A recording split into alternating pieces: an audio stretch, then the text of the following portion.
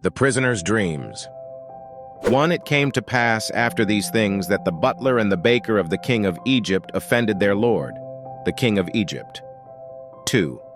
And Pharaoh was angry with his 2 officers, the chief butler and the chief baker. 3. So he put them in custody in the house of the captain of the guard, in the prison, the place where Joseph was confined. 4. And the captain of the guard charged Joseph with them, and he served them, so they were in custody for a while. 5. Then the butler and the baker of the king of Egypt, who were confined in the prison, had a dream, both of them, each man's dream in one night, and each man's dream with its own interpretation. 6. And Joseph came into them in the morning and looked at them, and saw that they were Assad.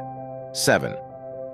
So he asked Pharaoh's officers who were with him in the custody of his lord's house, saying, Why do you look so sad today? 8. And they said to him, We each have had a dream, and there is no interpreter of it. So Joseph said to them, Do not interpretations belong to God? Tell them to me, please. 9.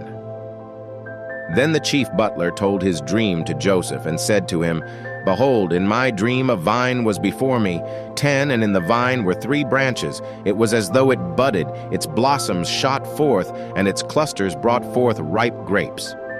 11.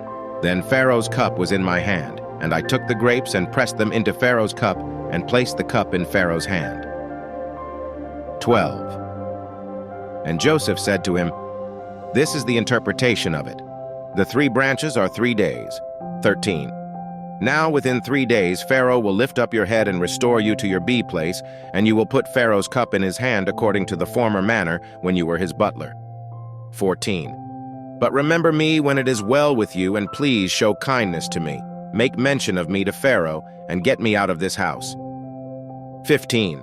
For indeed I was stolen away from the land of the Hebrews, and also I have done nothing here that they should put me into the dungeon. 16. When the chief baker saw that the interpretation was good, he said to Joseph, I also was in my dream, and there were 3 sea-white baskets on my head. 17. In the uppermost basket were all kinds of baked goods for Pharaoh, and the birds ate them out of the basket on my head. 18. So Joseph answered and said, This is the interpretation of it. The 3 baskets are 3 days. 19. Within 3 days Pharaoh will lift, doff your head from you, and hang you on a tree, and the birds will eat your flesh from you. 20. Now it came to pass on the 3rd day, which was Pharaoh's birthday, that he made a feast for all his servants, and he lifted up the head of the chief butler and of the chief baker among his servants. 21. Then he restored the chief butler to his butlership again, and he placed the cup in Pharaoh's hand. 22. But he hanged the chief baker, as Joseph had interpreted to them. 23. Yet the chief butler did not remember Joseph, but forgot him. Pharaoh's dreams. 1. Then it came to pass, at the end of 2 full years, that Pharaoh had a dream, and behold, he stood by the river. 2. Suddenly there came up out of the river 7 cows, fine-looking and fat, and they fed in the meadow. 3. Then behold, 7 other cows came up after them out of the river, ugly and gaunt, and stood by the other cows on the bank of the river. 4. And the ugly and gaunt cows ate up the 7 fine-looking and fat cows. So Pharaoh awoke. 5. He slept and dreamed a 2nd time, and suddenly 7 heads of grain came up on one stalk, plump and good. 6. Then behold, 7 thin heads, blighted by the east wind, sprang up after them. 7. And the 7 thin heads devoured the 7 plump and full heads. So Pharaoh awoke, and indeed it was a dream. 8. Now it came to pass in the morning that his spirit was troubled, and he sent and called for all the magicians of Egypt and all its wise men. And Pharaoh told them his dreams, but there was no one who could interpret them for Pharaoh. 9. Then the chief butler spoke to Pharaoh, saying, I remember my faults this day. 10. When Pharaoh was angry with his servants and put me in custody in the house of the captain of the guard, both me and the chief baker, 11, we each had a dream in one night, he and I. Each of us dreamed according to the interpretation of his own dream. 12.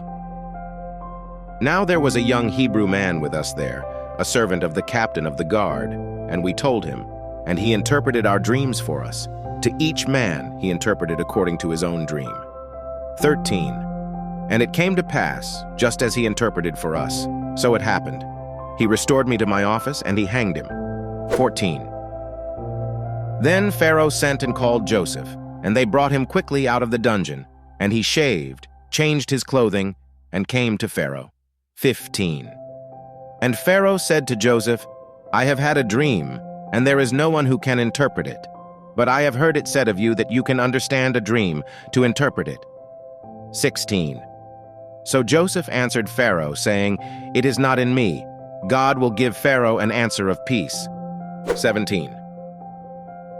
Then Pharaoh said to Joseph, Behold, in my dream I stood on the bank of the river. 18. Suddenly 7 cows came up out of the river, fine-looking and fat, and they fed in the meadow. 19. Then behold, 7 other cows came up after them, poor and very ugly and gaunt, such ugliness as I have never seen in all the land of Egypt. 20. And the gaunt and ugly cows ate up the first 7, the fat cows. 21.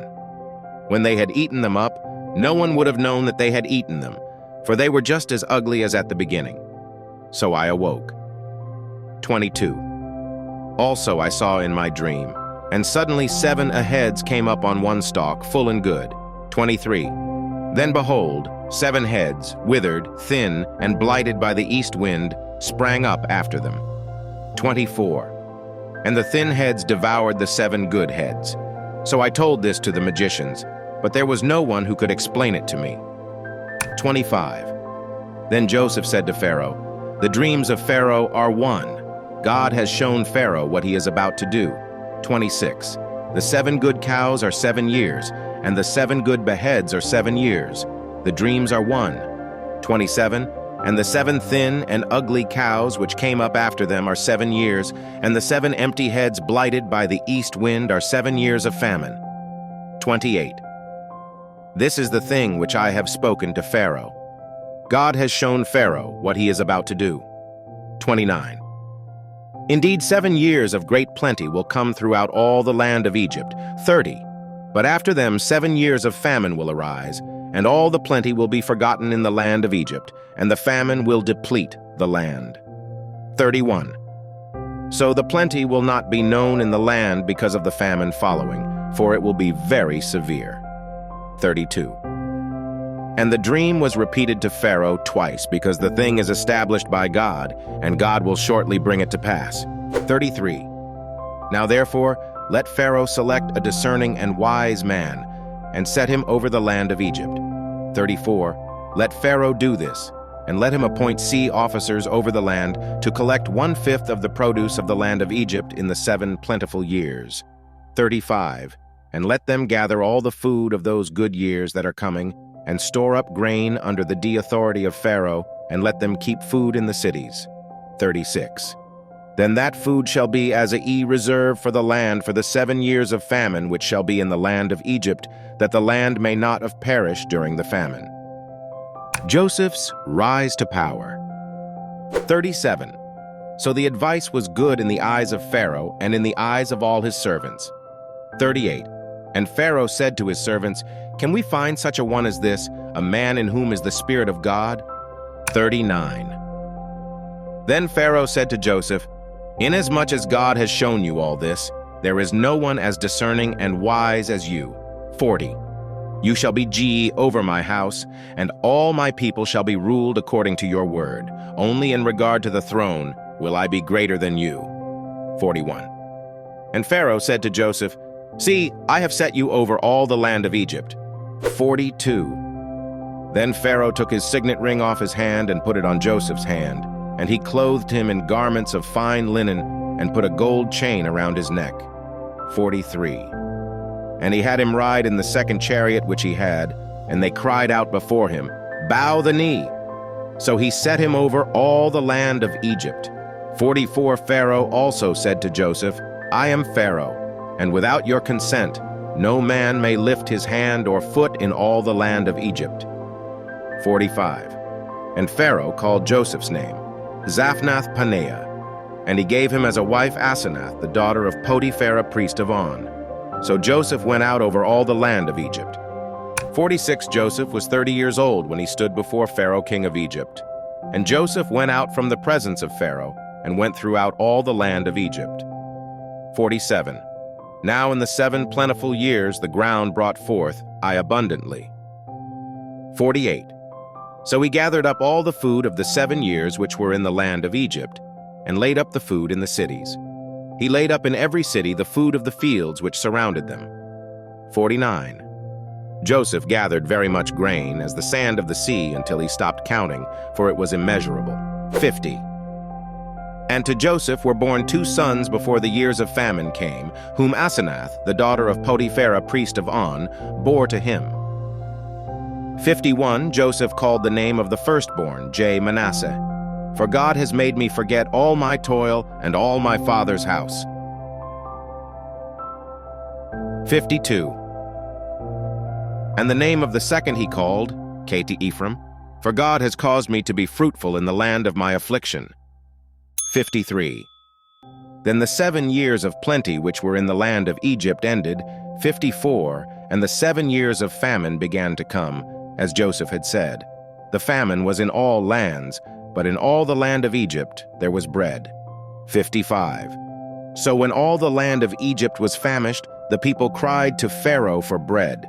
Then Pharaoh said to all the Egyptians, Go to Joseph, whatever he says to you, do. 56. The famine was over all the face of the earth, and Joseph opened all the storehouses and sold to the Egyptians. And the famine became severe in the land of Egypt. 57. So all countries came to Joseph in Egypt to buy grain, because the famine was severe in all lands.